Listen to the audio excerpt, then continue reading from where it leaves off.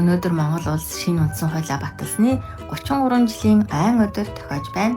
Өнөөдрийн дугаараар Монгол Улсын үндсэн хуулийн 16, 17 дугаар зүйлийг танилцуулна. 16 дугаар зүйл. Монгол Улсын иргэн дараах үндсэн эрх хэрэгжүүлэг баталгаатай эдлэнэ.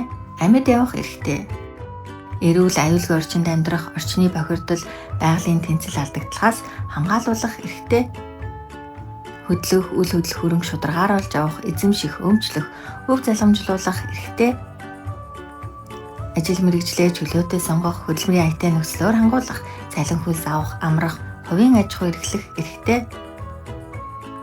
Өндөр наслах, хөдөлмөрийн чадвар алдах, хүүхэд төрүүлэх, асрах болон хууль заасан бусад тохиолдолд эд мөнгөний тусламж авах эрхтэй.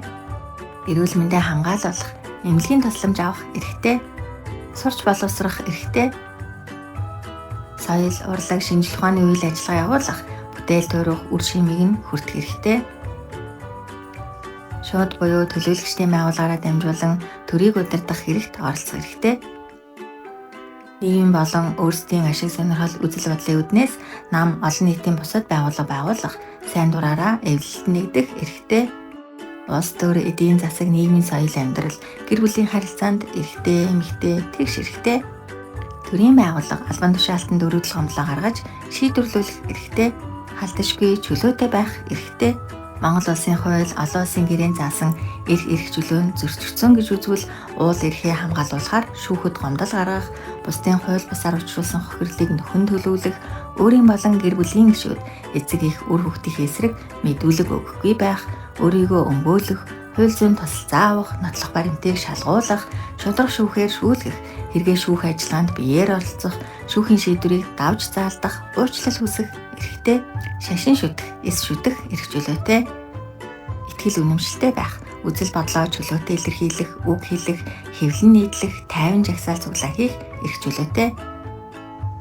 Төр түүний байгууллагаас хууль ёсоор тусгайлан хамгаалал зохих нууцд хамаарахгүй асуудлаар мэдээлэл хайх, хүлээн авах эрхтэй. Улсынхаа нутаг дэвсгэрт чөлөөтэй зорчих, төр буюу байнга оршин суух газраа сонгох, гадаадад явах, оршин суух, эх орондоо буцаж ирэх эрхтэй. 17 дугаар зүйл. Монгол Улсын иргэн шударга хүнлэг ясыг эрхэмлэн дараах үндсэн үүргийг ёсчлон биелүүлнэ. Үндсэн хууль бусад хуулийг дээдлэн хүндэтгэж сахин биелүүлэх.